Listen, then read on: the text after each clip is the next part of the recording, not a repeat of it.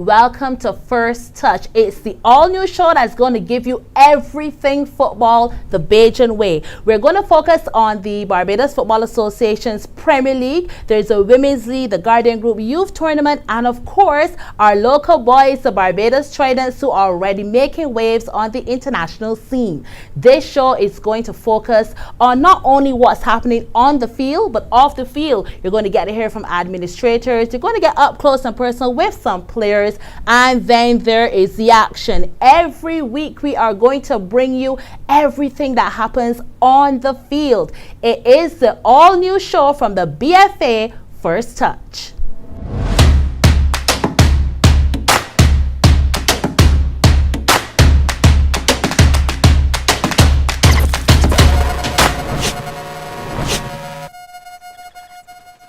Now, as promised, we'll have the team of the week every week, but where best to start than with our Barbados Tridents? I speak of the national team.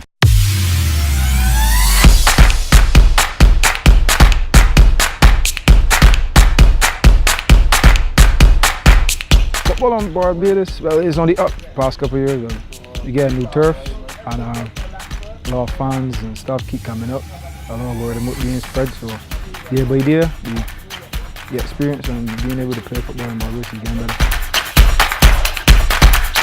It feels great to represent my country in Nations League, because it is like a dream come true. I always want to play for my country from the time I was young, so it feels very good. We've been together for a good while now, so it's basically the same thing. That's what we have a youthful team. The guys we already gel together, so the guys just got to go out and play football. And coming along now, more we feel like a family instead of strangers from different clubs. The team is building and gelling, and the guys willing to work, so we know the guys will do very well in the tournament. Now, joining me to discuss their exploits so far for the year is Nicholas Maitland. Nicholas is an analyst. He knows everything football, maybe even more than I do. Welcome to the show, Nicholas. Hey, thank you very much for having me. It's a pleasure to be here. And I probably do know more football than you. Well, thank you. But Nicholas, now the team has been very active for 2018. They had a number of international friendlies, and they're also looking to qualify for some major tournaments as well. But let's start with the friendly internationals. We've been really active from the time 2018 started. Yeah, we have been eight games so far for 2018, and 6 of those have been friendlies. The most significant probably is the 2-all draw with Jamaica here at the Willie AstroTurf. We led 2-0 in the first half, but Jamaica came back and equalized, so we had to share the spoils with them.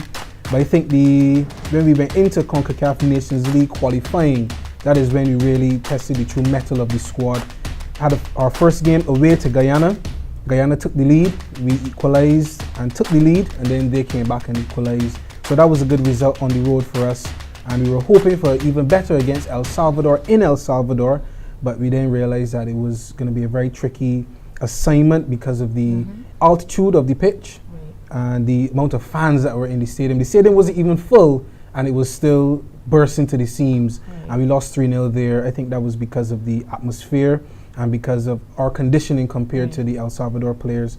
But all in all, I think that we have represented ourselves well so far. We have 2 more home qualifiers coming up, one in November and one in March. So I think that we'll be expecting a better result out of the 2 of those. I'm glad you mentioned conditioning, because just like the game in Barbados here with Jamaica, and then when we faced Guyana, where we were up, and then they were able to come back and get to equalize these games and level it off. Does that speak to the guys and how our Tridents then need to condition more and have a lot more maybe stamina to run the 90 minutes of the game? Yes, definitely. When we observe even games here in our local league, we realize that in the last 20 minutes, 15 minutes, we realize that the energy levels tail off. And as a result, that has happened in our national team as well. We are historically a first half team. If it doesn't happen for us in the first half, it probably won't happen for us. And that is unfortunate. That is an unfortunate description of our national team. But it has proven itself true in these games against Guyana, Jamaica, and especially El Salvador. El Salvador were 2-0 up at halftime. They really decimated us in the first half. But that game was different because in the second half we really came out and put up a fight.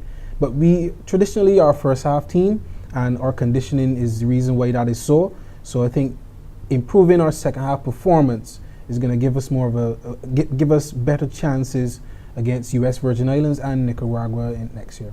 But I think you will agree with me that the team is relatively young and that our players have a lot of room to develop. So this is a team that can be around, say, maybe for the next 5 years as a united squad. You think that that of itself can be a plus for the Barbados Tridents going forward? Of course, footballers, you know, they come to the end of their powers around age 30 or so. So it's always good to have young players. And that is one of the main mandates of Technical Director Mohammed when he came, to have a young squad that he can take forward into the next 5-6 years. We are currently focusing our efforts strongly on the 2026 World Cup, which will be held in CONCACAF.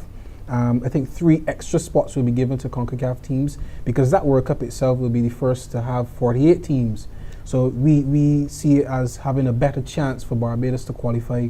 And currently the under-17s are on track to try to qualify, but I guess they will be assisted by some of the players in the current squad who will still make the grade, players like Appleweight, who are in the under-20s, also in the senior team. So I think for 2026 is our best chance with the best set of personnel that can take us there.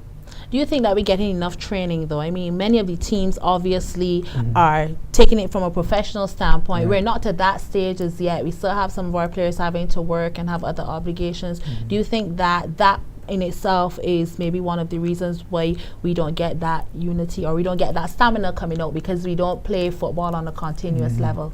Of course, in any country, well, St. Lucia brought back overseas professionals.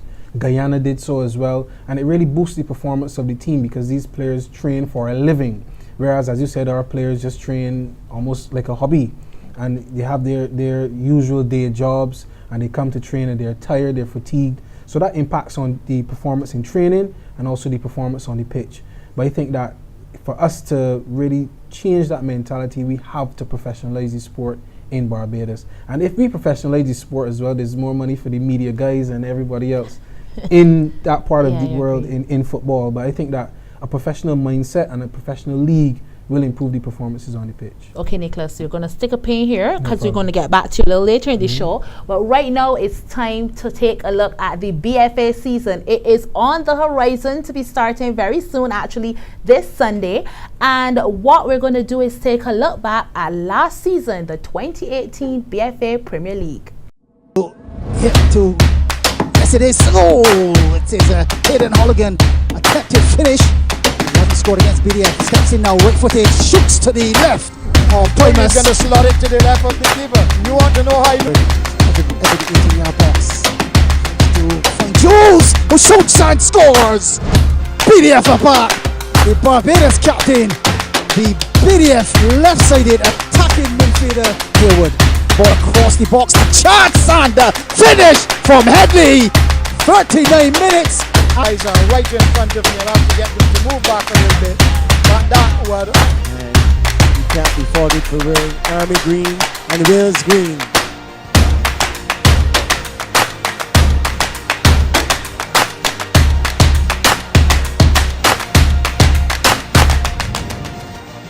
And I'm sure if the action you just saw from last season, you are all ready for this season. And that brings us into this segment called the BFA Corner. So sliding in on my right is Michael Phillips. He's the communications officer here at the BFA. And of course, I have Nicholas here with me yet again. And we will be discussing last season and all it had to offer. Of course, guys, Weymouth Wales did it again, second year in a row. So what do you think of the performance of Weymouth Wales last year? I think it was a very dominant performance considering that they did have to travel to compete in the CONCACAF Club Shield. I think it was a very dominant performance by them. Not as dominant as the year before when they won everything, but this year winning the league unbeaten as well, scoring 50 goals, top performance. For you now, Michael, from the BFAs and seeing a team like Weymouth Wales and then giving them the opportunity to compete at the club league internationally, how was it, sending that team overseas to know that you had a team of that quality that could still represent Barbados? Okay, well, Weymouth Wales have been doing very well to put themselves up to where they are right now. And their stint, if we can call it that, in the CONCACAF Club Shield was a short one. They didn't do too well over there, but the fact that we had a Barbadian team making the grade once again speaks volumes for Barbados football. Of course, it was the Dominican Republic. So then, obviously, you had to adjust to that conditions as well in comparison to playing home here. Yes, you had to adjust to the conditions, like you said, and then there's so many different teams from under CONCACAF, so many different styles of football. So it was a tall order for them, but they still did pretty well. I'm sure a learning experience as well for them. Yes, I guess a very big learning experience. They'll come back this season and show what they actually learned. Now, Nicholas, any particular players within Weymouth you think would have been the key to their success? I think players like Romario Harewood, he's a midfield magician, I can say. He score free kicks, score with the dead ball, penalties, a very good assist maker as well. I think he's the main player for them. Hayden Holligan as well. The thing is, they don't really have a main striker to put the ball in the back of the net, but they have some of the probably best midfielders in the league, so that is why they are so successful. Now, they're going to come into this particular season, obviously, with a lot of persons gunning for them. Do you think that they have what it takes to make it a three-peat? I think last season they had even more people coming for the title, and they proved everyone wrong by going away and then coming back and still dominating the league. I think once they don't make any wholesale personnel changes, it can be a three-peat. Now, Michael, let's look at the season last year overall, though. What do you think of the standard from the BFA's end of all the players and all the clubs that you would have seen competing? Okay, 2018 would have been a pretty interesting season because we would have seen a lot of the teams making some big drafts from different parts of the world. We had teams bringing in players from as far as Brazil. The clubs are taking it a bit more serious. They're stepping up their game. They know what they have to do in order to be competitive at this level. So things can only get better from here on in. Do you think that the BFA provides enough football for our clubs here in Barbados? There can always be more football. You can never have enough football, but at present we are doing as much as we can with what we have. But who's to say we can't have more football? There can always be more football. It's true. And then, of course, there was the Stag Knockout Cup, the Stag Cup, the Knockout Championship. Yep. What do you think of the play that you saw in that particular tournament? I think it was good because it wasn't as everyone expected. Everyone expected either BDF sports program or Wales to take the crown in that one again, but Wales were upset by Paradise in the final, which I predicted. I'm not sure if anybody else did, but I was very pleased to see someone else win the competition and take home glory this season. And what do you think of the knockout as well? Do you think the knockout draws a lot more than the Premier League? Yeah, I think the knockout, because of the nature of, you don't make it, you go home, I think that pulls a bit more intensity into the game for the players and as well as the spectators. So I think the knockout seems to be it has the edge over the Premier League. Now, we're going to obviously sum this up because we're going into the new season. And what do you think of the teams that are going to be in the new season this year? Not speaking of the newer ones, we're going to get ahead that, but speaking of the ones that will be returning, like Wales and UWI. Right. I think teams like Wales, UE, BDF, Paradise, we always expect them to finish thereabouts at the end of the season. Teams like Britain's Hill really surprised me last season. I think that their coaching has improved and the players that they have procured have improved as well. Teams like Empire, Pori Springs, Notre Dame, those are going to be teams, wild cards we can describe them as, but they always have the quality to do well against the big teams especially. So I'm very excited for the teams who remain and also for the teams who are joining us. Okay, Michael, I wish you and the BFA all the success for the 2019 season. Oh, when it's starting in 2018-2019 season. And it's here we'll take a commercial break. And when we return, we have a lot more for you on First Touch.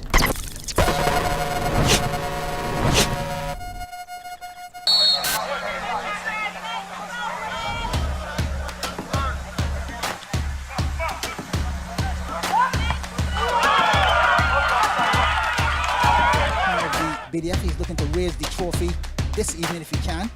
Ball prodded forward into Harewood, the leading ball played. This is Applebit on his bike, will finish! Goal!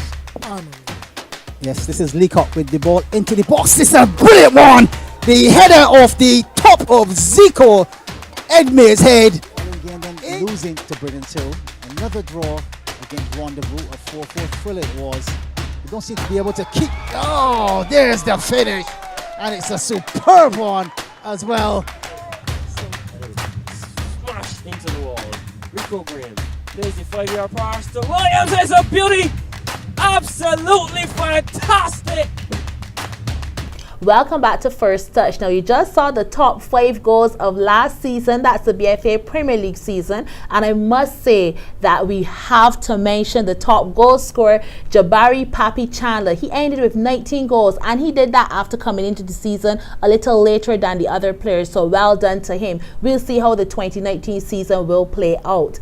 And now there have been some big things on the horizon for Barbados and football in general, and sport, and Argentina. But I'll let Michael tell you all about it, because the BFA has embarked on a really good MOU with the Argentine ambassador. Yes, Amri, there's lots of exciting things happening right now in Barbados, and one of them is the signing of that sports agreement between Barbados and Argentina.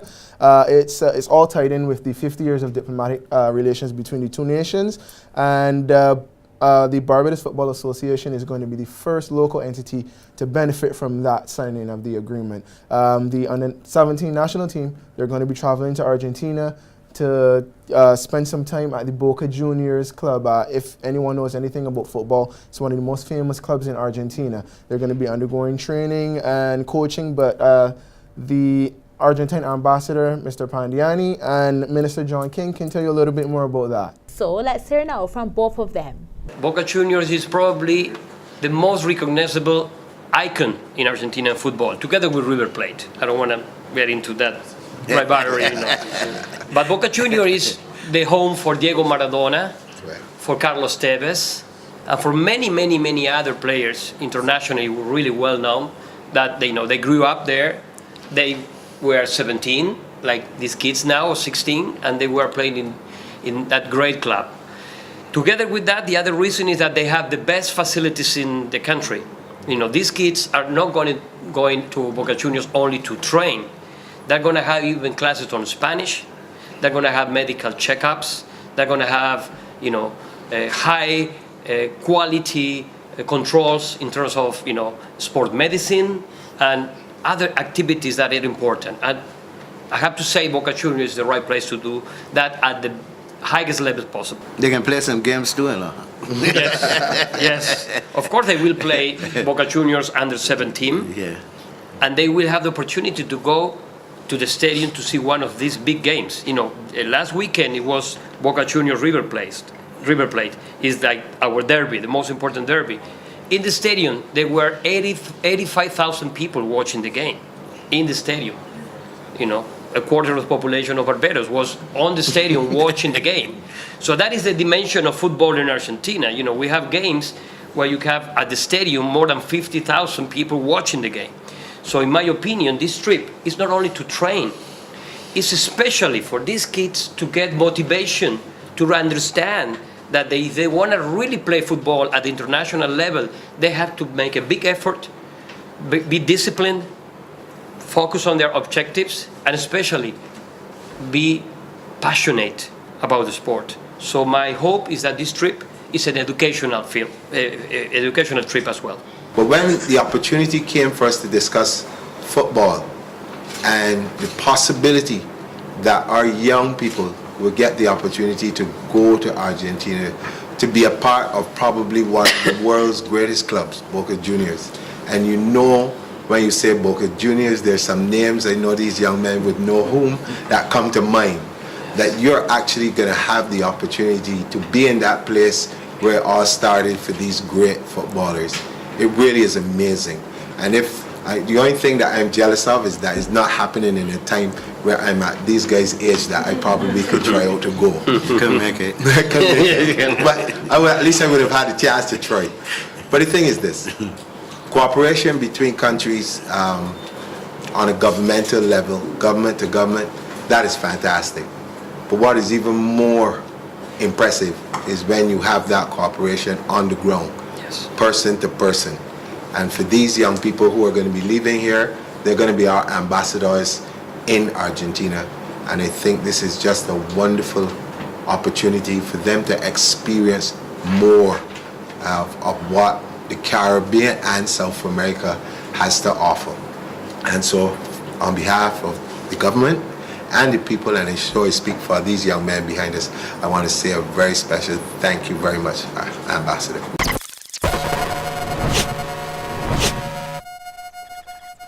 Well, definitely some exciting things on the horizon for Barbados' sports arena, especially football. Now, when we come back after commercial break, we'll take a look at the new boys on the block for the 2019 season. Hey there everyone, my name is Ordain Moss and I'm the creator and host of Support an Artist Friday, a show created by an artist for artists. The show was created to encourage support of our local, regional and international independent artists. Starting off as a mere Facebook post, the show grew to a TV show located in Nassau, Bahamas. But now we're going to grow bigger and stronger with our new partner, Trident Entertainment Network. We're going to be aired in the Caribbean, in North America, Canada, Europe, and Africa. Tell me, that's what we call growth, right? Well, this is Support an Artist Friday. Make sure to watch, like, share, and comment. We all need support, so why not start by giving some?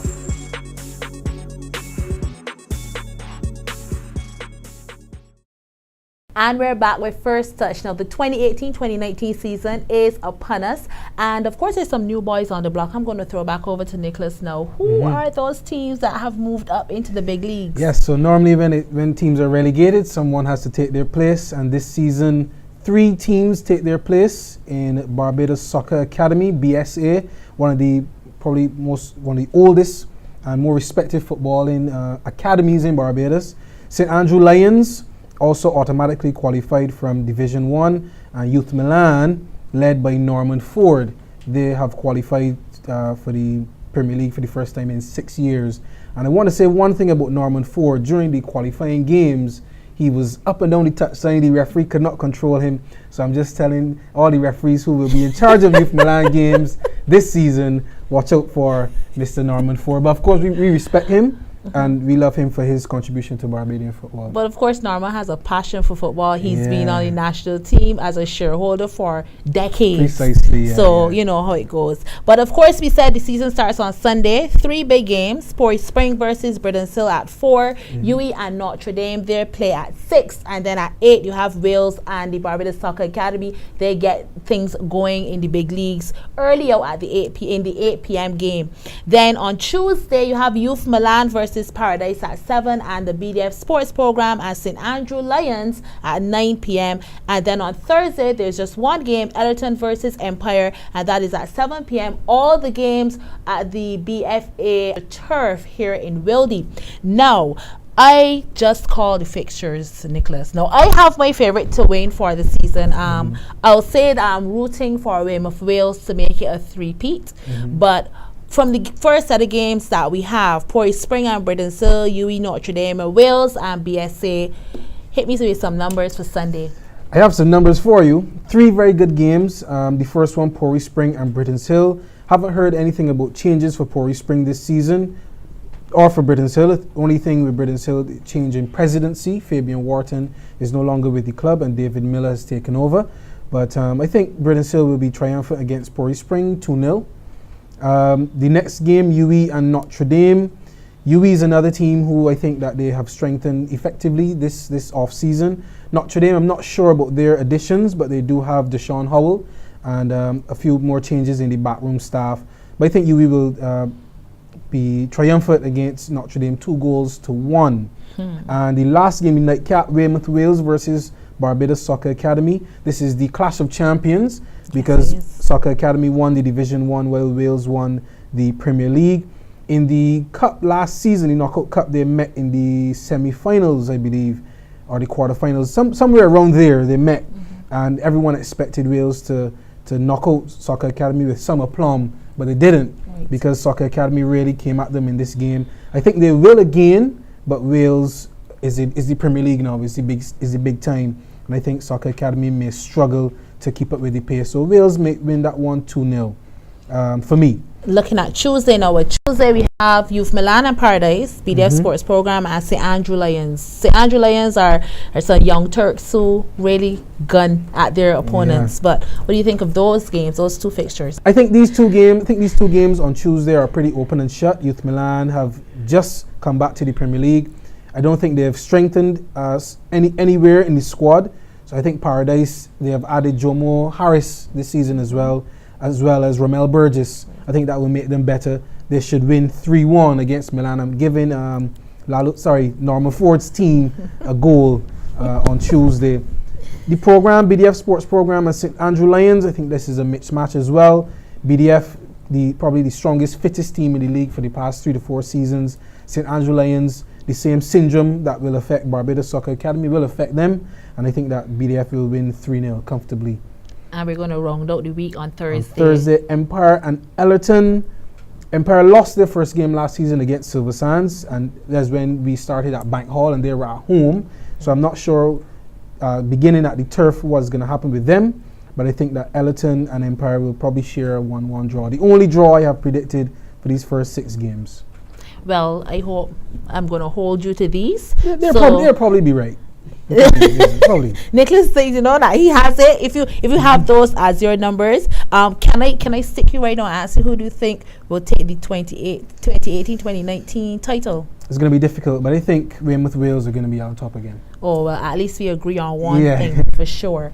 Well, before I go though, if you want to take in all the action at the AstroTurf, you have the admission fee on Sundays is $10 and during the week is $7. Children under 12 are free. And that's it for our first edition of First Touch. It was really good having you with me. It was nice to be had here. And I look forward to many more weeks with you and Mr. Predictor himself. We'll see how well your predictions hold up. Of course, thank you to our BFA Communications Officer, Mr. Michael Phillips. He also joined us a little earlier to give us a lot of predictions and a little more insight from the Barbados Football Association.